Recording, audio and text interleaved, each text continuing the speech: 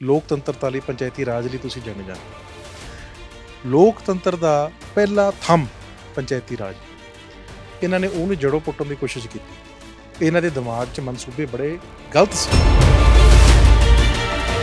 8 ਤਰੀਕ ਨੂੰ ਜਦੋਂ ਸੈਂਟਰ ਦੀ ਟੀਮ ਆਉਂਦੀ ਹੈ, ਇਹ ਉਹਨਾਂ ਦੇ ਅੱਗੇ ਹੱਥ ਜੋੜ ਕੇ ਖੜ ਜਾਂਦੇ ਆ ਕਿ ਸਾਨੂੰ ਇੰਨੇ ਪੈਸੇ ਪੈਣਾ ਪਏ ਨੇ, ਇੰਨੇ ਪੈਸੇ ਹੋਰ ਭੇਜ ਦਿਓ। ਕਿਉਂ? ਕਿਉਂਕਿ ਇਹਨਾਂ ਕੋਲ ਆਪਦੇ ਕੋਲ ਤਾਂ ਕੋਈ ਪੈਸੇ ਹੈ ਨਹੀਂ।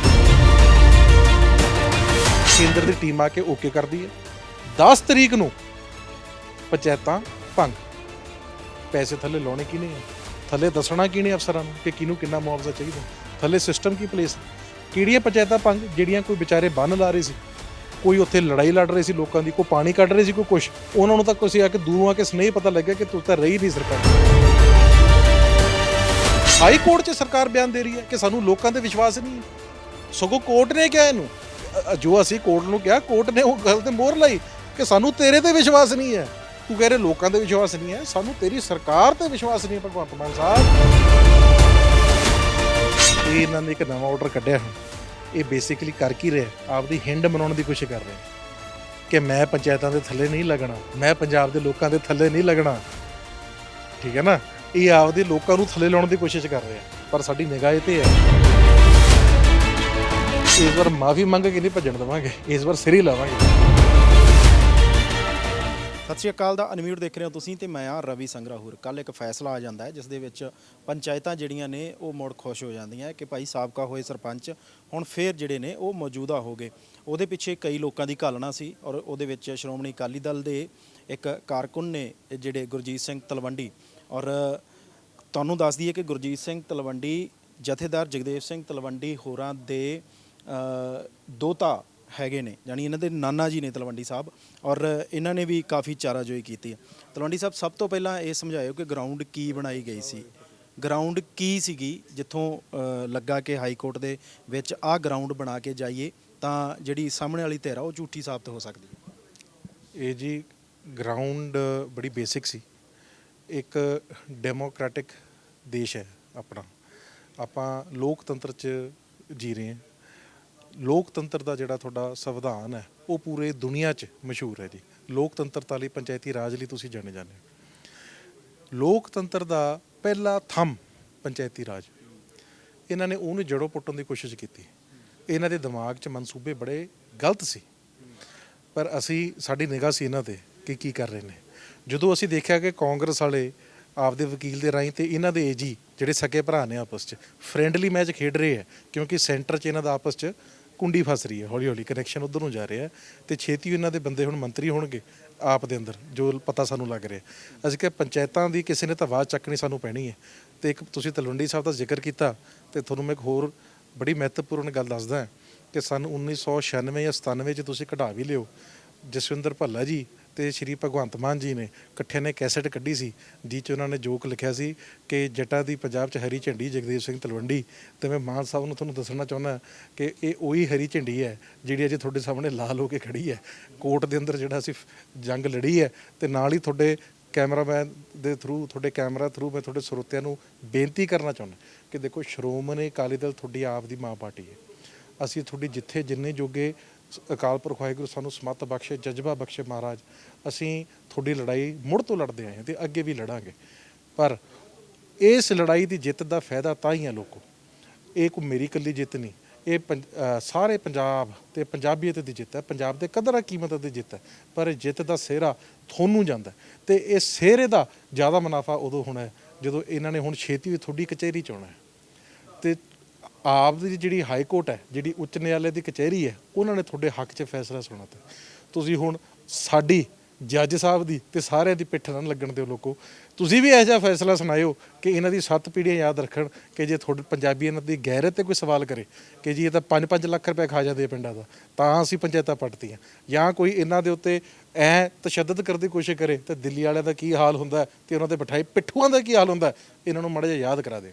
ਤਲਵੰਡੀ ਸਾਹਿਬ, ਇੱਕ ਤੁਸੀਂ ਜ਼ਿਕਰ ਕਰ ਰਹੇ ਸੀ ਕਿ ਕੁਝ ਸਮਾਂ ਪਹਿਲਾਂ ਵੀ ਤੁਸੀਂ ਇਸ ਗੱਲ ਦਾ ਜ਼ਿਕਰ ਕੀਤਾ ਸੀ ਕਿ ਫਲੱਡ ਆ ਰਹੇ ਨੇ, ਇਹ ਇਸ ਤਰੀਕੇ ਗਵਰਨ ਕਰ ਸਕਦੇ ਆ ਜਾਂ ਇੰਨਾ ਪੈਸਾ ਆਉਣਾ ਹੈ, ਔਰ ਤੁਸੀਂ ਇਹ ਵੀ ਜ਼ਿਕਰ ਕੀਤਾ ਸੀ ਕਿ ਇੱਕ ਕੁਝ ਘੰਟਿਆਂ ਦੇ ਬਾਅਦ ਹੀ ਜਦੋਂ ਕੇਂਦਰ ਤੋਂ ਅਨਾਉਂਸ ਹੋ ਜਾਂਦਾ ਹੈ ਕਿ ਫਲੱਡ ਵਾਸਤੇ ਇੰਨੀ ਹੈਲਪ ਜਿਹੜੀ ਕੇਂਦਰ ਵੱਲੋਂ ਆ ਰਹੀ ਹੈ, ਤੇ ਕੁਝ ਘੰਟਿਆਂ ਬਾਅਦ ਇਹ ਪੰਚਾਇਤਾਂ ਰੱਦ ਹੋ ਜਾਂਦੀਆਂ। ਇਹ ਪੂਰਾ ਮਾਜਰਾ ਕੀ ਸੀ? ਦੇਖੋ ਜੀ, ਇਹ ਚ ਬੇਸਿਕਲੀ ਤਾਂ ਤਕਰੀਬਨ 8 ਅਗਸਤ ਨੂੰ ਸੈਂਟਰ ਵਾਲੀ ਟੀਮ ਇੱਥੇ ਆ ਕੇ ਜਾਂਦੀ ਹੈ। ਸ਼੍ਰੋਮਣੀ ਅਕਾਲੀ ਦਲ ਦੇ ਪੇਜ ਤੋਂ ਮੈਂ ਆਪ ਜਾ ਕੇ ਲਾਈਵ ਹੋਇਆ ਸੀ, ਜਿੱਥੋਂ ਮੈਨੂੰ ਸਾਰਾ ਮੈਟਰ ਮੇਰੇ ਨਿਗਾਹ 'ਚ ਆਇਆ। 10 ਜੁਲਾਈ ਦੀ ਗੱਲ ਹੈ। ਰੋਪੜ ਹੈੱਡ ਵਰਕਸ ਤੋਂ ਮੈਂ ਜਾ ਕੇ, ਜਿਹੜਾ ਵਾਟਰ ਵਰਕਸ ਹੈ, ਉੱਥੋਂ ਮੈਂ ਲਾਈਵ ਹੋਏ ਸੀ, ਜਿੱਥੋਂ ਮੈਂ ਦੱਸਿਆ ਲੋਕਾਂ ਨੂੰ ਕਿ ਇੰਨਾ ਪਾਣੀ ਆ ਰਿਹਾ, ਇਹਨਾਂ ਦੀ ਲਾਪਰਵਾਹੀ ਕਰਕੇ ਆ ਰਿਹਾ। ਇਹ ਪਹਿਲੀ ਵਾਰ ਬੜੀ ਹੱਸ ਹੋਣ ਗੱਲ ਆਪਾਂ ਦੇਖਣੀ ਹੈ ਕਿ ਬਿਨਾਂ ਬਾਰਿਸ਼ ਤੋਂ ਫਲੱਡ ਆ ਗਏ ਪੰਜਾਬ 'ਚ, ਸਿਰਫ ਇਹਨਾਂ ਦੀ ਲਾਪਰਵਾਹੀ ਲਈ ਕਰਕੇ, ਕਿਉਂਕਿ ਉਦੋਂ ਭਗਵੰਤ ਮਾਨ ਸਾਹਿਬ ਸਾਲਗਿਰਾ ਮਨਾਉਣ 'ਚ ਜ਼ਿਆਦਾ ਰੁੱਝੇ ਹੋਏ ਸੀ, ਤੁਹਾਨੂੰ ਯਾਦ ਹੋਵੇ। ਉਸ ਤੋਂ ਬਾਅਦ ਕੀ ਹੁੰਦਾ ਜੀ, ਮੈਂ ਵਾਈਟ ਪੇਪਰ ਮੰਗਿਆ ਸੀ ਇਹਨਾਂ ਤੋਂ ਕਿ NDRF ਦੇ ਜਿਹੜੇ ਫੰਡਸ ਪਏ ਨੇ ਉਹਦੇ ਵਿੱਚ ਵਾਈਟ ਪੇਪਰ ਆਪਣਾ ਰਿਲੀਜ਼ ਕਰਨ ਜਲਦੀ। ਇਹਨਾਂ ਨੇ ਘਾਲਾ ਮਾਲਾ ਕਰਕੇ ਉਦੋਂ ਇੱਕਦਮ 11 ਕਰੋੜ ਅਨਾਉਂਸ ਕਰਤਾ ਸੀ ਰਾਤ ਨੂੰ ਹੀ। ਜਿੰਪਾਈ ਨੇ, ਤੁਹਾਨੂੰ ਸ਼ਰਮਾ ਜਿਹੜੇ ਇਹਨਾਂ ਦਾ ਮੰਤਰੀ ਹੈ, ਤੁਹਾਨੂੰ ਜੇ ਯਾਦ ਹੋਵੇ, ਪੈਸਾ ਪਹੁੰਚੇ ਨਹੀਂ ਕਿਤੇ, ਅਨਾਉਂਸ ਕਰਤਾ ਸੀ। ਇਹਨਾਂ ਨੇ ਫਿਰ ਕਿਹਾ ਕਿ ਅਸੀਂ ਛੇਤੀ ਇੱਕ ਨਵਾਂ ਸਿਸਟਮ ਲੈ ਕੇ ਆਵਾਂਗੇ ਜੀ ਪਲੇਸ 'ਚ। ਜਦੋਂ ਇਹਨਾਂ ਨੇ ਵਰਡ ਸਿਸਟਮ ਯੂਜ਼ ਕੀਤਾ, ਉਦੋਂ ਦੀ ਮੇਰੀ ਨਿਗਾਹ ਇਹਨਾਂ 'ਤੇ ਸੀ ਕਿ ਕੀ ਕਰ ਰਹੇ ਨੇ। ਮੈਂ ਆਪਦੀ ਸੀਨੀਅਰ ਲੀਡਰਸ਼ਿਪ ਨੂੰ ਵੀ ਸਮੇਂ-ਸਮੇਂ 'ਤੇ ਦੱਸਦਾ ਰਿਹਾ ਕਿ ਇਹਨਾਂ ਦੀ ਕੀ ਚਾਲ ਚੱਲ ਰਹੀ ਹੈ। ਉਹ ਸੀਕੁਐਂਸ ਆਫ ਇਵੈਂਟਸ ਅਸੀਂ ਐਜ਼ ਇਟ ਇਜ਼ ਕੋਰਟ 'ਚ ਵੀ ਲਾਇਆ, ਪਟੀਸ਼ਨ 'ਚ ਵੀ ਨੇ, ਪਬਲਿਕ ਡੋਮੇਨ 'ਚੋਂ ਪੇਪਰ।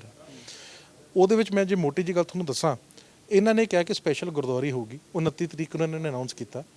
15 ਅਗਸਤ ਤੋਂ ਪਹਿਲਾਂ 29 ਜੁਲਾਈ ਨੂੰ ਅਨਾਉਂਸ ਕਰਦੇ ਕਿ 15 ਅਗਸਤ ਤੋਂ ਪਹਿਲਾਂ ਸਪੈਸ਼ਲ ਗੁਰਦੁਆਰੀ ਹੋ ਕੇ ਜਿਹਦਾ ਜਿੰਨਾ ਨੁਕਸਾਨ ਹੈ ਉਹਨੂੰ ਉਹਦੇ ਮੁਆਵਜ਼ੇ ਦੇ ਹਿਸਾਬ ਦੇ ਨਾਲ ਅਸੀਂ ਪੈਸੇ ਦੇਵਾਂਗੇ।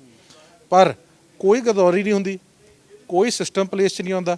ਉਹਦੀ ਥਾਂ ਹੁੰਦਾ ਕੀ ਹੈ ਜੀ ਕਿ 8 ਤਰੀਕ ਨੂੰ ਜਦੋਂ ਸੈਂਟਰ ਦੀ ਟੀਮ ਆਉਂਦੀ ਹੈ, ਇਹ ਉਹਨਾਂ ਦੇ ਅੱਗੇ ਹੱਥ ਜੋੜ ਕੇ ਖੜ ਜਾਂਦੇ ਆ ਕਿ ਸਾਨੂੰ ਇੰਨੇ ਪੈਸੇ ਪੈਣਾ ਪਏ ਨੇ, ਇੰਨੇ ਪੈਸੇ ਹੋਰ ਭੇਜ ਦਿਓ ਜੀ। ਕਿਉਂ? ਕਿਉਂਕਿ ਇਹਨਾਂ ਕੋਲ ਆਪਦੇ ਕੋਲ ਤਾਂ ਕੋਈ ਪੈਸੇ ਹੈ ਨਹੀਂਗੇ ਜੀ ਛਕਣ ਛਕਾਉਣ ਨੂੰ। ਐਡਵਰਟਾਈਜ਼ਮੈਂਟਾਂ ਘੱਟ ਹੋ ਗਈਆਂ, ਹੁਣ ਤੁਹਾਨੂੰ ਵੀ ਘੱਟ ਆਉਣ ਲੱਗ ਗਏ ਹੋਣੇ ਚੈਨਲ ਵਾਲਿਆਂ ਨੂੰ ਪੈਸੇ, ਕਿਉਂਕਿ ਇਹਨਾਂ ਕੋਲ ਤਾਂ ਮੁੱਕ ਗਏ। ਇਹਨਾਂ ਨੇ ਫਿਰ ਕੀ ਕੀਤਾ ਜੀ ਕਿ ਉੱਥੋਂ ਪੈਸੇ ਲੈਣੇ ਸੀ, ਇਹਨਾਂ ਨੇ ਜੀ ਐਡੀ ਵੱਡੀਆਂ ਫਾਈਲਾਂ ਬਣਾ ਕੇ ਉਹਨਾਂ ਨੂੰ ਦੇਤੀਆਂ। ਉਹਨਾਂ ਨੇ ਜਦੋਂ ਓਕੇ ਕੀਤਾ ਕਿ ਫਲੱਡ ਆਏ ਹੋਏ ਹੈ, ਪੰਜਾਬ ਐਕਚੁਅਲੀ ਮਾਰ ਅੰਦਰ ਹੈਗਾ ਤੇ ਅਸੀਂ ਤੁਹਾਨੂੰ ਇੰਨਾ ਪੈਸਾ ਭੇਜਾਂਗੇ, 48 ਘੰਟੇ ਨਹੀਂ ਟੱਪੇ, 8 ਤਰੀਕ ਨੂੰ ਕੇਂਦਰ ਦੀ ਟੀਮ ਆ ਕੇ ਓਕੇ ਕਰਦੀ ਹੈ। 10 ਤਰੀਕ ਨੂੰ ਪੰਚਾਇਤਾਂ ਭੰਗ।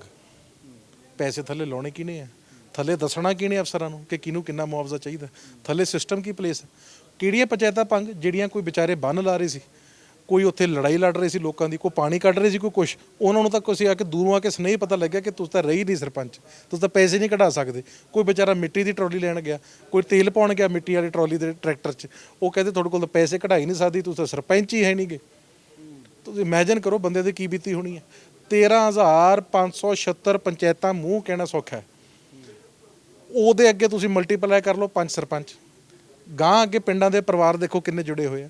ਪੰਜਾਬ ਸਾਰਾ ਹੀ ਇਹਨਾਂ ਨੇ ਮਤਲਬ ਕਿ ਪੱਟ ਕੇ ਰੱਖਤਾ ਇੱਕ ਆਰਡਰ ਨਾਲ। 1000 ਕਰੋੜ ਰੁਪਇਆ ਤਾਂ ਕੋਈ ਐਡੀ ਵੱਡੀ ਅਮਾਉਂਟ ਨਹੀਂ ਹੈ 13,000 ਪਿੰਡਾਂ ਦੇ ਵਿੱਚ, ਜਾਂ 13,700 ਜਿਹੜੀਆਂ ਪੰਚਾਇਤਾਂ ਹੈਗੀਆਂ ਨੇ ਉਹਨਾਂ ਦੇ ਸਾਹਮਣੇ 1000 ਕਰੋੜ ਰੁਪਈਆ ਹੋਵੇ ਤੇ ਉਹ ਤਾਂ ਕੋਈ ਬਹੁਤ ਵੱਡੀ ਅਮਾਉਂਟ ਨਹੀਂ ਜਿਹਦੇ ਕਰਕੇ ਇਹ ਕਹਿਣਾ ਪਵੇ ਸਰਕਾਰ ਨੂੰ ਕਿ ਦੇਖੋ ਜੀ ਇਹ ਪੈਸਾ ਖਾ ਸਕਦੇ ਸੀ। ਨਹੀਂ, ਇਹ 'ਚ ਦੋ ਗੱਲਾਂ। ਜਿਹੜੀ ਗੱਲ ਮੈਂ ਹੁਣ ਤੁਹਾਨੂੰ ਕਹਿ ਰਿਹਾ ਸੀ, ਉਹ ਇਹ ਕਹਿ ਰਿਹਾ ਸੀ ਕਿ ਹਜੇ ਉੱਤੋਂ ਪੈਸਾ ਆਉਣਾ ਸੀ ਜਿਹੜਾ NDRF ਦਾ। ਇਹਨਾਂ ਨੇ ਆਪਦੇ ਐਡਮਿਨਿਸਟ੍ਰੇਟਰ ਬਿਠਾ ਕੇ, ਐਡਮਿਨਿਸਟ੍ਰੇਟਰ ਜਿਹੜੇ ਇਹਨਾਂ ਦੇ ਕਮਾਊ ਪੁੱਤ ਨੇ, ਕੋਈ ਕ੍ਰਾਈਟੀਰੀਆ ਨਹੀਂ ਕਿਹੜਾ ਅਫਸਰ ਲੱਗਣਾ, ਕੋਈ ਪੈਰਾਮੀਟਰ ਨਹੀਂ, ਕਿਸ ਗ੍ਰੇਡ ਦਾ, ਕੁਛ ਕਿੰਨੀ ਤਨਖਾਹ, ਸਕੇਲ ਪ੍ਰੋਪਰ ਹੁੰਦਾ ਸੈਟਅਪ ਨਾ। ਜਿਹੜੇ ਇਹਨਾਂ ਦੇ ਕਮਾਊ ਪੁੱਤ ਨੇ, ਆ ਵੀ 25 ਪਿੰਡ ਤੈਨੂੰ, ਆ ਵੀ 40 ਪਿੰਡ ਤੈਨੂੰ, ਆ ਵੀ 50 ਪਿੰਡ ਤੈਨੂੰ। ਇੱਕ ਆ ਭਲੇ ਮਾਸ ਦਾ ਮੈਨੂੰ ਪਤਾ ਲੱਗਿਆ ਨਾਭੇ ਸਾਈਡ ਦਾ ਮੰਤਰੀ ਦੇ PA ਦਾ ਸਕਾ ਭਰਾ ਹੈ, ਉਹਨੂੰ 75 ਪਿੰਡ ਦੇ ਰੱਖੇ। ਆਹ ਤਾਂ ਹਿਸਾਬ ਇਹਨਾਂ ਦਾ। ਉਹਨਾਂ ਦੇ ਖਾਤੇ 'ਚ ਪੈਸੇ ਜਾਣੇ ਸੀ, ਉਹਨਾਂ ਨੇ ਰੱਜ ਖਾਣੇ ਸੀ। ਪ੍ਰਬੰਧਕ ਐਡਮਿਨਿਸਟ੍ਰੇਟਰ ਜਿਹੜੇ ਲਾਉਣੇ ਸੀ ਇਹਨਾਂ ਨੇ, ਹੁਣ 70 ਪਿੰਡਾਂ ਤੇ ਇੱਕ ਬਾਹੂ ਬਿਠਾਉਣਾ ਸੀ ਇਹਨਾਂ ਨੇ। ਉਹਨਾਂ ਦਾ ਪੈਸਾ ਇਹਨਾਂ ਨੇ ਫਿਰ ਰੱਜ ਕੇ ਖਾਣਾ ਸੀ। ਉਹ ਕੋਰਟ ਨੇ ਦੇਖਿਆ, ਇਹਨਾਂ ਨੇ ਕੋਰਟ 'ਚ ਦਲੀਲ ਇਹ ਪੇਸ਼ ਕੀਤੀ ਕਿ ਸਾਨੂੰ ਜੀ ਆਪਣੇ ਲੋਕਾਂ ਦੀ ਇਤਬਾਰ ਨਹੀਂਗਾ ਕਿ ਸ਼ਾਇਦ ਉਹ 1000 ਕਰੋੜ ਰੁਪਏ ਪਿਆ, ਜਿਹੜਾ ਕਿ ਪਿੰਡਾਂ ਨਾਲ ਤੁਸੀਂ ਜੀ ਡਿਵਾਈਡ ਕਰੋ, 13,576 ਪੰਚਾਇਤਾਂ ਨਾਲ ਤੁਸੀਂ 1000 ਕਰੋੜ ਨੂੰ ਡਿਵਾਈਡ ਕਰੋ, 5-7 ਲੱਖ ਰੁਪਏ ਬਣਦਾ। ਉਹਨੇ ਦੇ ਤਾਂ ਕਿਸਾਨ ਚਾਰਾ ਪਾ ਦਿੰਦੇ ਆ ਪਸ਼ੂਆਂ ਨੂੰ, ਜਿੰਨੇ ਦਾ ਕਹੀ ਜਾਂਦੇ ਖਾਣ ਨੂੰ, ਤਾਂ ਸਾਨੂੰ ਪੂਰਾ ਪਿੰਡ ਤੇਰੇ 7 ਲੱਖ ਤੇ ਬੈਠਾ। ਇਹਨੂੰ ਪੰਜਾਬ ਦਾ ਮੇਰੇ ਕੋਲ ਕਦਰਾਂ ਕੀਮਤਾਂ ਇਹ ਭੁੱਲ ਗਈਆਂ ਨੇ ਭਗਵੰਤ ਮਾਨ ਨੂੰ। ਹਾਈ ਕੋਰਟ 'ਚ ਸਰਕਾਰ ਬਿਆਨ ਦੇ ਰਹੀ ਹੈ ਕਿ ਸਾਨੂੰ ਲੋਕਾਂ ਤੇ ਵਿਸ਼ਵਾਸ ਨਹੀਂ ਹੈ, ਸਗੋਂ ਕੋਰਟ ਨੇ ਕਿਹਾ ਇਹਨੂੰ, ਜੋ ਅਸੀਂ ਕੋਰਟ ਨੂੰ ਕਿਹਾ, ਕੋਰਟ ਨੇ ਉਹ ਗੱਲ ਤੇ ਮੋਹਰ ਲਾਈ ਕਿ ਸਾਨੂੰ ਤੇਰੇ ਤੇ ਵਿਸ਼ਵਾਸ ਨਹੀਂ ਹੈ। ਤੂੰ ਕਹਿ ਰਹੇ ਲੋਕਾਂ ਤੇ ਵਿਸ਼ਵਾਸ ਨਹੀਂ ਹੈ, ਸਾਨੂੰ ਤੇਰੀ ਸਰਕਾਰ ਤੇ ਵਿਸ਼ਵਾਸ ਨਹੀਂ ਹੈ ਭਗਵੰਤ ਮਾਨ ਸਾਹਿਬ, ਕਿ ਤੂੰ ਤੇ ਤੇਰੇ ਐਡਮਿਨਿਸਟ੍ਰੇਟਰ ਰਲ ਕੇ ਬੜਾ ਘਪਲਾ ਕਰਨ ਲੱਗੋਗੇ। ਤਾਂ ਹੀ ਉਹਨਾਂ ਨੇ ਫਿਰ ਜਦੋਂ ਦੇਖਿਆ ਕਿ ਗੱਲ ਕਿੱਧਰ ਨੂੰ ਜਾ ਰਹੀ ਹੈ ਤੇ ਸਾਡੇ ਤੇ ਬਹੁਤ ਵੱਡੀ ਡਾਂਗ ਪੈਣ ਵਾਲੀ ਹੈ, ਇਹਨਾਂ ਨੇ ਬਹਿਸ ਕਰਨੇ ਵੀ ਉੱਥੇ ਨਹੀਂ ਠੀਕ ਸਮਝੀ ਹੈ ਤੇ ਗੋਡੇ ਟੇਕ ਕੇ ਮਾਫੀ ਮੰਗੀ, ਫਾਈਲ ਚੱਕੀ ਤੇ ਭੱਜੇ। ਹੁਣ ਖਾਤੇ ਤਾਂ ਫਰੀਜ਼ ਪਏ ਨੇ, ਪੰਚਾਇਤਾਂ ਦੇ ਬਹਾਲਤਾ ਹੋ ਗਈਆਂ, ਖਾਤੇ ਫਰੀਜ਼ ਨੇ, ਨਹੀਂ ਕਢਵਾ ਸਕਦੇ ਪੰਚਾਇਤ। ਇਹ ਇਹਨਾਂ ਨੇ ਇੱਕ ਨਵਾਂ ਆਰਡਰ ਕੱਢਿਆ ਹੁਣ। ਇਹ ਬੇਸਿਕਲੀ ਕਰ ਕੀ ਰਿਹਾ, ਆਪਦੀ ਹਿੰਡ ਮਨਾਉਣ ਦੀ ਕੋਸ਼ਿਸ਼ ਕਰ ਰਿਹਾ। ਕਿ ਮੈਂ ਪੰਚਾਇਤਾਂ ਦੇ ਥੱਲੇ ਨਹੀਂ ਲੱਗਣਾ, ਮੈਂ ਪੰਜਾਬ ਦੇ ਲੋਕਾਂ ਦੇ ਥੱਲੇ ਨਹੀਂ ਲੱਗਣਾ, ਠੀਕ ਹੈ ਨਾ। ਇਹ ਆਪਦੇ ਲੋਕਾਂ ਨੂੰ ਥੱਲੇ ਲਾਉਣ ਦੀ ਕੋਸ਼ਿਸ਼ ਕਰ ਰਿਹਾ, ਪਰ ਸਾਡੀ ਨਿਗਾਹ ਇਹ ਤੇ ਹੈ ਇਹ ਕੰਟੈਂਪਟ ਆਫ ਕੋਰਟ ਬਣਦੀ ਹੈ ਜਾਂ ਕੀ ਬਣਦਾ ਉਹ ਮੈਂ ਚਲੋ ਮੀਡੀਆ 'ਚ ਨਹੀਂ ਦੱਸੂੰਗਾ। ਅਸੀਂ ਸਕਰੂਟਨਾਈਜ਼ ਕਰ ਰਹੇ ਹਾਂ, ਅਸੀਂ ਆਪਦਾ ਲੀਗਲ ਐਕਸ਼ਨ ਛੇਤੀ ਸਾਡਾ ਹੀ ਤਿਆਰ ਹੈ, ਪਰ ਇਸ ਵਾਰ ਮਾਫੀ ਮੰਗ ਕੇ ਨਹੀਂ ਭੱਜਣ ਦੇਵਾਂਗੇ, ਇਸ ਵਾਰ ਸਿਰ ਹੀ ਲਾਵਾਂਗੇ ਗੱਲ। ਠੀਕ ਹੈ ਤਲਵੰਡੀ ਚੰਗਾ ਬਹੁਤ ਧੰਨਵਾਦ। ਤਾਂ ਗੁਰਜੀਤ ਸਿੰਘ ਤਲਵੰਡੀ ਹੋਰਾਂ ਦਾ ਦਾਅਵਾ ਹੈ ਕਿ ਲੰਬੇ ਸਮੇਂ ਤੋਂ ਜਿਹੜਾ ਹੈ ਉਹ ਨਜ਼ਰ ਰੱਖੀ ਜਾ ਰਹੀ ਸੀ ਕਿ ਕਿਹੜੇ ਸਟੈਪ ਤੋਂ ਬਾਅਦ ਜਾਂ ਕਿਹੜੇ ਆਰਡਰ ਤੋਂ ਬਾਅਦ ਜਾਂ ਕਿਹੜੇ ਕੰਮ ਤੋਂ ਬਾਅਦ ਕੀ ਹੋਣ ਵਾਲਾ ਹੈ। ਤਾਂ ਉਹ ਕਹਿੰਦੇ ਇਕੱਲੇ ਜਦੋਂ ਅਸੀਂ ਮਿਲਾਏ ਤਾਂ ਸਮਝ ਆਉਂਦੀ ਹੈ ਕਿ ਇਹ ਪੰਚਾਇਤਾਂ ਕਿਉਂ ਭੰਗ ਕੀਤੀਆਂ ਗਈਆਂ ਸੀ। ਖੈਰ ਉਹ ਕਹਿੰਦੇ ਕਿ ਅਸੀਂ ਹਾਈ ਕੋਰਟ ਦੇ ਵਿੱਚ ਇਸ ਨੂੰ ਚੈਲੰਜ ਕੀਤਾ ਔਰ ਹਾਈ ਕੋਰਟ ਨੇ ਉਹਨਾਂ ਦੀ ਗੱਲ ਤੇ ਮੋਹਰ ਲਾਉਂਦਾ ਪੰਚਾਇਤਾਂ ਨੂੰ ਮੁੜ ਬਹਾਲ ਕਰ ਦਿੱਤਾ ਹੈ। ਆਪਣੇ ਸਹਿਯੋਗੀ ਗੁਰਸਿਮਰਨ ਸਿੰਘ ਨਾਲ ਮੈਂ ਰਵੀ ਸੰਗਰਾਹੁਰ ਦਾ ਅਨਮਿਊਟ ਚੰਡੀਗੜ੍ਹ।